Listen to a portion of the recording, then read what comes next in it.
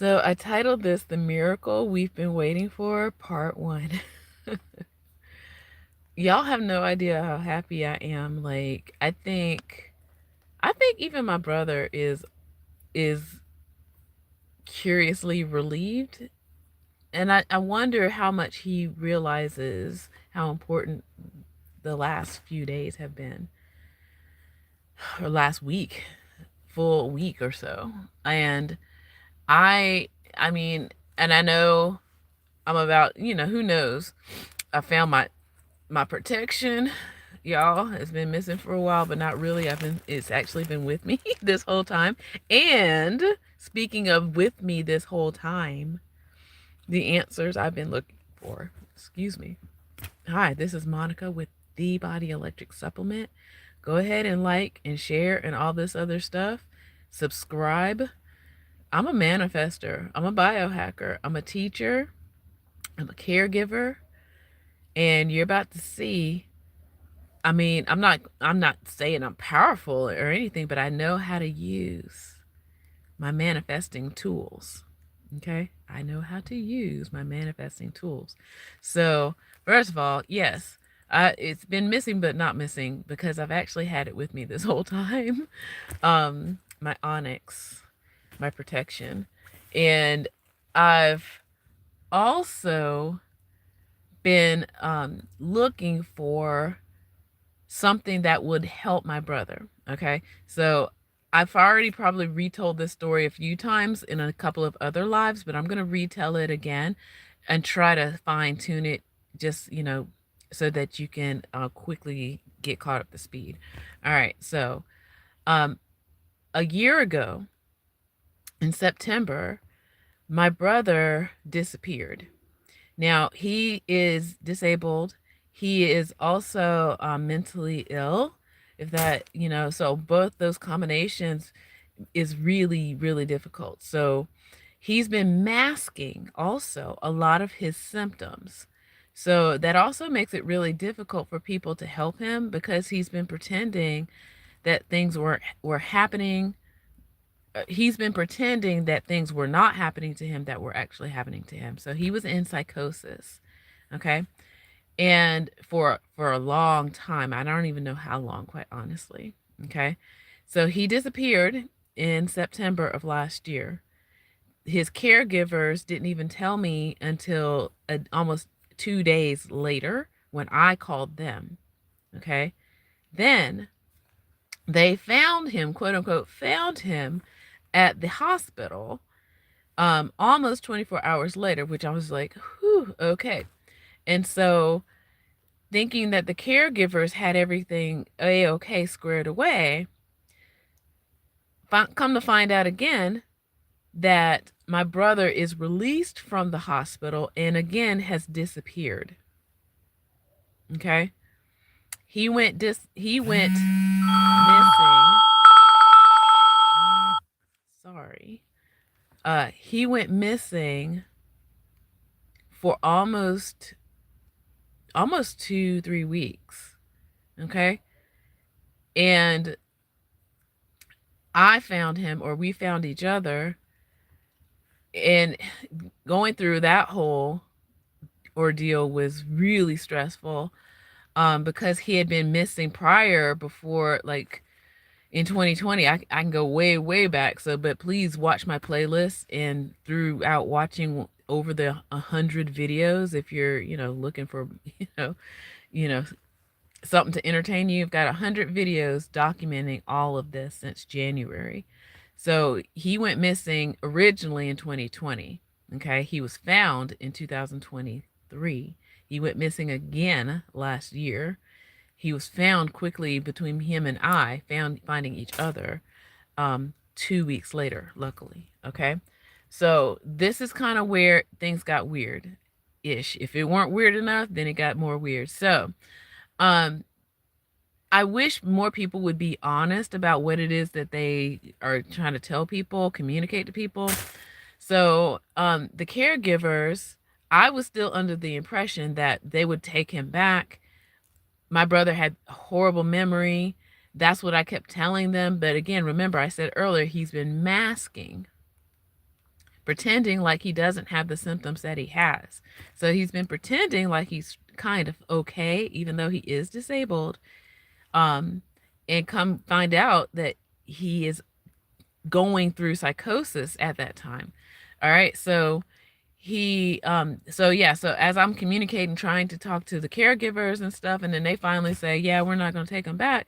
And I'm like, well, what do I do? Because I live in a whole other state. Okay, so when I finally find him, I'm trying to call the caregivers. They're like, yeah, so we can't take him. So what you can do is admit him into the hospital because he's been off his medication for a long time. So you're going to have to start all the way over again, and good luck to you. Meanwhile, things like HIPAA, if you don't know, if you're not like a spouse or a parent of a patient, they're not going to tell you anything. Okay, they're not going to tell you anything. So it makes it really difficult to help somebody who might not even know what is going on with them because they don't know what's going on with them because they're in psychosis, right? So my brother, um, I still was out of state at the time, trying to get him some health care. So at that point, I couldn't take him back to his caregivers because they wouldn't take him. All right, so what I ended up doing that first week was to send him to a crisis center, and luckily they had one of those. Dropped him off there, and almost before I even left the city, he was calling me to try and pretend like again, part of it was his fear of doctors, and even though he knew he needed to be there, he would try to lie to the doctors and say he's fine, that, my sister's coming to get me, even though I just dropped him off. Remember, bad memory and all this stuff. And so luckily, that doctor, she called me like I literally was on the highway halfway back to the state of Georgia, okay? And they were like, yeah, so he's saying all these things. And I was like, yeah, that's not true. Like, that's not true. He needs to be there, right? And so he stayed there for about a week and got, some medications, but he still needed to get the 30 days, right? Like, if you get the 30 days of like a reset, that basically, if I had to say this, um, you know, and he so luckily we were in a town that had several hospitals that could take him, or that I thought could take him. And so that next weekend I basically picked him up, I think on a Friday. Yeah, on a Friday, and went bouncing around throughout the city, through the different hospitals that he would tell me. And I was like, let's go here. Okay, let's go here.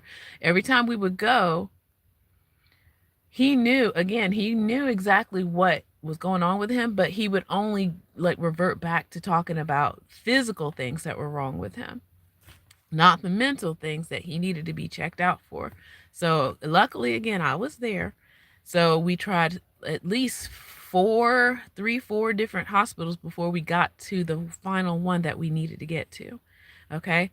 Now, I actually had to stay overnight in that city with him, um, before going to the one that we ended up going to. So I got a hotel room for us, and settled him in.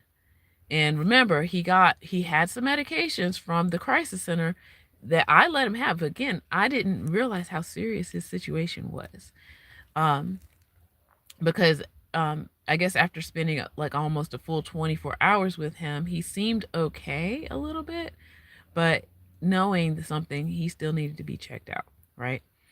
So I settled him into a hotel room, and then something in me said, you need to take pictures of his medication. You never know. Things happen. So I get my camera out, the very one I'm holding right now that I'm right in front of you with. So I take my camera out and I start taking pictures of all the medications that he has with him from the crisis center, just in case. Never know. And so then we go to sleep, wake up the next morning, end up going to the final hospital that he is admitted into. It takes a long time, like hours. Like seriously, it takes hours. So I'm sitting with him, and when we finally get like an intake nurse or somebody to come, ask him questions and things, and we get to the point where it comes to the medicine, the medication, right? And so I asked my brother, I said, "Hey, well, so where's all your medicine that, like, that you got from the other place?" And then he goes into his, basically his, like, what do they call it? Your grooming kit, your travel grooming kit or whatever, little bag. So he goes into it and he starts pulling out just pills, individual pills. And I'm like, and we're all like, the nurse, me, and we're like, what do you like? What is this? And he's like, this is my medicine. And it's like, I just took all the bottles and poured it all in here, and they can't take that. So now we don't really know. I had to go off of my memory. I did write some things down, and I took some pictures. So I kind of have to go off of memory in the couple of things I wrote down and all of that. So I just try to remember some of the medications that he took and tell the doctors, because they can't, all they see is some pills in a bag, and they can't take them at this point. And I, again, through all of the stress and all of the things, I really didn't, I thought I got them all, right? All the medications, especially the new one. So that's the thing. He was on a new medication for his condition. Okay. Fast forward to here we are right now. Okay. So he's been here in this city for a year-ish now. He's really struggled. In fact, that's the beginning of my playlist, him running out of doctor's offices. Like, he cannot stay in a doctor's office. He'll panic, have a panic attack, and run out and like run away, literally. And he does not, and with the short-term memory problem that he has, he doesn't know where he is. And it does not matter because he's so afraid. Okay. So this has been like the biggest issue of all of it. Not necessarily his condition, but we also got a different diagnosis throughout this time as well. We also changed up the medication just a bit, doing some tweaking. I have also been providing nutritional balance for him, hopefully trying to change his diet as best I can, because he's an adult.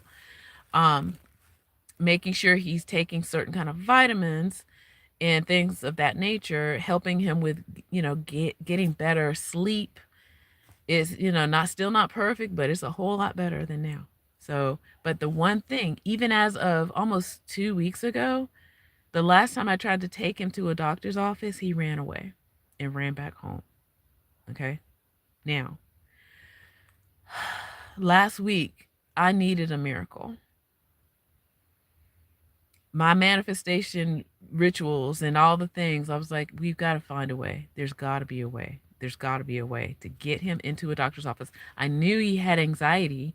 I knew he needed anxiety medication. But how can you get somebody into a doctor's office to prove to the doctors, because I'm telling them they don't listen to me. They want him to talk, but he can't talk to them because he's too afraid to talk to them, right? And it was just really difficult, really difficult. So I just felt kind of almost defeated a little bit. So this last place that I was trying, at least they were listening to me when he ran off. They were more shocked, like, wow, like, you know where he's going? He's like, yeah, he's going back to the apartment. Luckily, it was like maybe 3 miles away from here. So he's a former athlete. He knows how to, he can run. He'll be fine. But I stayed with that office, just to talk to them, try to get information, try to figure out, well, what else can I do? Because as his caregiver, who is just his sister, there's certain things without me just going ahead and becoming a guardian, which I don't want to do because I've done some research and I'm like, I don't think that I'm ready for any kind of thing like that. That he needs health care and I'm his advocate. And I'm telling you, I know him more than anybody on this planet. I've known him better than anybody on this planet. Okay? I know that he wants to go. He keeps, like, he'll say one day, I want to go to the doctor. Take him to the doctor. He runs out of the office. Next day, he's like, hey, yeah, we go to the doctor? It's like a weird endless loop cycle. Very, very frustrating. Okay. So I was really trying to figure out, well, how can I get him diagnosed with anxiety and then get him medication that he needs? So that's kind of where I was stuck. Meanwhile, his other medication is running out because, again, they have to talk to him and he is too afraid to talk to them. Luckily, over the summer, I was able to kind of finagle the doctor on telemedicine a little bit to be able to just go ahead and write the prescription because there was already a prescription. It just ran out. So what I was able to do, I'm going to tell you what happened. Did my manifestation rituals, y'all. And then something in me, something happened to this very phone here that I'm holding that was like, oh yeah, I need to clean out my phone. I need to clear out some data out of my phone because I use it for, stuff like this and for work. And I go back through all the pictures almost in 1 year. And then I see the pictures of the medication that I took, and then I notice something. I notice a medication that I don't recognize because by now I've pretty much almost memorized all of his medications. It's not a lot, but I've pretty much memorized them now because I go and I'm the one that, you know, picks them up and I'm the one that put him in his little things. It's me. I know he's taking them. Okay. So then I look at the one picture and I'm like, what? I'm like, I don't remember seeing this before. And I look closer and it is what we've been needing, the anxiety medication. He had a prescription. He had one. I know, right? And with that picture, I was able to call in a new prescription of anxiety medication. Meanwhile, through the picture, because I can see the name of the medication, I look it up and there is an over-the-counter kind of, I don't want to say substitution, but kind of like a cousin. And so I picked that one up too. So I went ahead and he's already on that medication right now. And now we've got the real prescription. And now we can actually go to a doctor's office that he keeps telling me he wants to go to. And now, hopefully, he will not just run away. Y'all just don't know. Like, I don't know, like, what more could I have done? Where else could I have gone? Because this last place, they have been so kind. They have been so open. They have been so, like, willing to work with us that even in that moment, watching my brother have a panic attack and run out, I'm just like, if we can't even do that, what are we going to do? What are we going to do? So now I have this medication. I'm happy. Okay? It's just enough to get into his system so that we can get to a doctor and really, really get the treatment that he needs and deserves. Okay?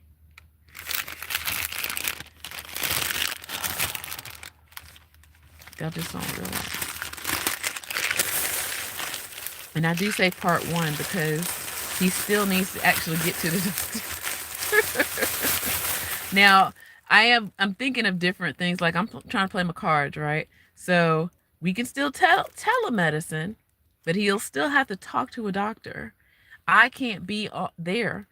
See, that's the other thing. that people have been telling me, like telemedicine, I can't be in the room with him because they will get in trouble. But he freaks out and he doesn't know what's going on. So we could telemedicine, or we could go ahead and plan for another doctor's appointment and go into an office. So there are some things I can try as early as next week. Today is Tuesday. In 1 week, I have the day off. Okay. Okay. So something is got to give. So after a week of taking this, we'll see what happens. Okay. This is part 1. Okay. I don't even know. I have no words. I'm just elated. I'm going to go and update his medicine. Tell him about the medication. Tell him about the plan. Okay? Life is funny, y'all. But life is beautiful. We have been through so much, me and him. Okay? Now, with that, I'm going to say